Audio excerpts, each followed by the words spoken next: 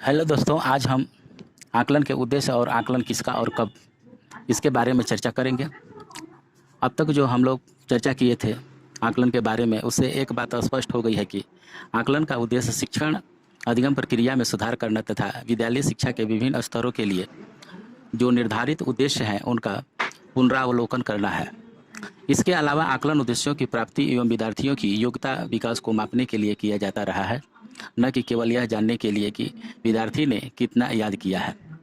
भाषा के संदर्भ में आकलन का उद्देश्य है भाषा की समझ, इसे विभिन्न संदर्भों में उपयोग करने की क्षमता और इसके सौंदर्यपरक पहलू परख सकने की क्षमता का मापन करना। इससे हमें सीखने वाले की वास्तविक स्थिति का पता चलता है और उसकी स्थिति बेहतर करने के लिए समय पर उचित हस्तक्षेप करने के लिए आवश्यक पहल करने के भी संकेत हमको मिलते रहते हैं। इन उद्देश्यों के आलोक में ही राष्ट्रीय पाठ्यचर्या की रूपरेखा 2005 एक समग्र भाषिक निपुणता की बात पर बल देता है। इसके अतिरिक्त आकलन का उद्देश्य शिक्षार्थियों के प्रगति का सार्थक रिपोर्ट, कोर्स की समाप्ति पर उन्हें प्रमाण पत्र देना, समय समय पर अभिभावकों, प्रबंधन तथा समुदाय को शिक्षार्थी की प्रगति की गुणवत्ता एवं स्तर की रिपोर्ट देना होता है। इस प्रकार हम देखते हैं कि कई तरह की जो प्रक्रियाएं हैं उसके तहत हम बच्चों का आकलन जो है कर सकते हैं। अब आइए समझने का प्रयास करते हैं कि आकलन किसका और कब। शिक्षार्थी का आकलन मात्र आकलन नहीं है। एक तरह से अगर देखा जाए तो वह शिक्षक का भी आकलन है।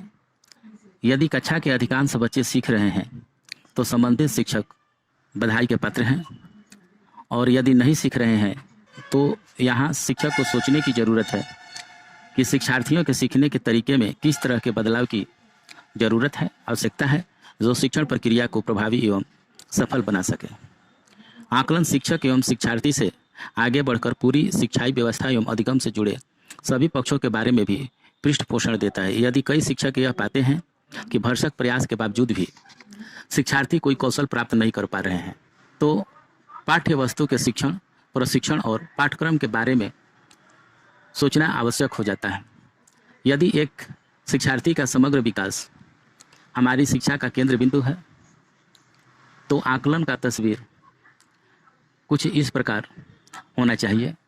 यह जो इस ग्राफ से स्पष्ट है, इस ग्राफ से स्पष्ट हो रहा है कि आकलन बहुमुखी है। हिंदी शिक्षण के उद्देश्य को लेकर हमारी समझ बहुत स्पष्ट नहीं है। इसका असर प्रक्रिया से लेकर अधिगम तक दिखता है। परिणामतः आकलन प्रभावी एवं प्रतिपुष्टि सटीक नहीं हो पाता है। हिंदी शिक्षण उद्देश्य के साथ विडंबना यह है कि हिंदी शिक्षण के क्रम में भाषिक कुशलताएं तथा क्षमताएं पीछे छूट जाती हैं एवं नैतिक मूल्य शिक्षण में हावी हो जाते हैं। प्रारंभिक कक्षाओं में हिंदी शिक्षण के क्रम में कहानी, कविता, एकांकी, निबंध आदि के शिक्षण के क्रम में पाठ का वाचन स्वयं या शिक्षार्थियों से कराकर और पाठ्य पुस्तक के कुछ अभ्यास प्रश्नों का हल कर शिक्षण प्रक्रिया पूरी मान लेने की परंपरा है। पाठ में आए कुछ कठिन शब्दों के अर्थ श्याम पट पर अवश्य लिखे जाते हैं। पाठांत में पाठ का जो नैतिक पक्ष है उस पर बात कर काम समाप्त मान लिया जाता है। इस संदर्भ में राज्य शिक्षा शोध एवं प्रशिक्षण परिषद पटना एवं यूनिसेफ पटना के सहयोग से शिक्षण सहयोग संदर्शिका शिक्षक साथी विकसित की गई है। इसका उद्देश्य शिक्षक शिक्षिकाओं में उद्देश्य से लेकर गतिविधि तक की स्पष्ट समझ कराना है। आकलन तभी प्रभावी होगा जब हमारा शिक्षण उद्देश्य स्पष्ट हो, हमारी शिक्षण प्रक्रिया और सहायक शिक्षण सामग्री का स्पष्ट चयन हो। आकलन के संबंध में बात ध्यान में रखना जरूरी है कि शिक्षार्थी का अर्थात बच्चे का शिक्षार्थी का भाषा संबंधी आकलन केवल भाषा की कक्षा तक सीमित न रहे। गणित की कक्षा में किसी सवाल का जवाब देते समय शिक्षार्थी के मौखिक या लिखित अभिव्यक्ति का आकलन किया जा सकता है। पर्यावरण अध्ययन की कक्षा इस बात के पर्याप्त अवसर देती है कि बच्चे में सुनना, बोलना, पढ़ना, लिखना, परिवेशीय सजगता, अवलोकन, वर्गीकरण, विश्लेषण आदि कौशलों का आकलन किया जा सके।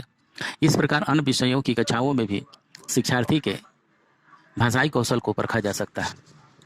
अब यहाँ प्रश्न उठता है कि आकलन कब।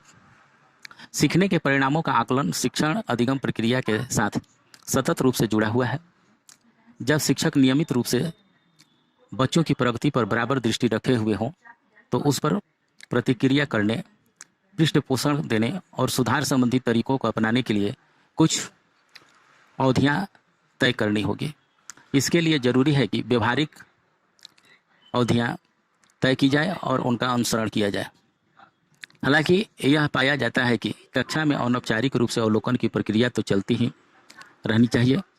एक निश्चित अल्पावधि में बच्चे के शुरुआती दौर को अनौपचारिक रूप से देख लेना चाहिए। आवश्यक समीक्षा एवं सुधार के साथ शिक्षार्थियों के सीखने को बेहतर और सुदृढ़ बनाया जा सकता है।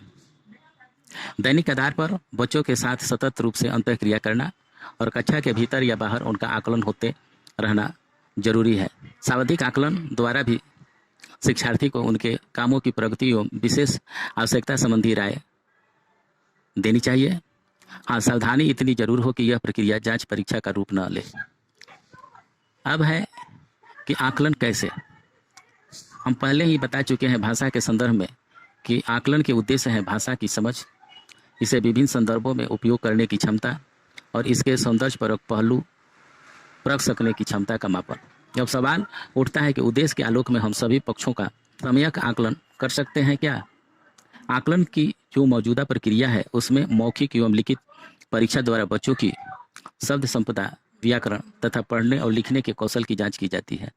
वह जांच भी आमतौर पर पाठ्य पुस्तक पर ही आधारित होता है और उनका उत्तर देना भाषा की समझ पर कम और स्मृति के कौशल पर अधिक आधारित होता है। आधुनिक समय में जहाँ बच्चे की सृजन क्षमता, नवाचार एवं विकास पर बल दिया जा रहा है, हमें मूल्यांकन एवं प्रतिपुष्टि के नवीन तरीके को पुनः परिभाषित करना और ढूंढने की जरूरत है।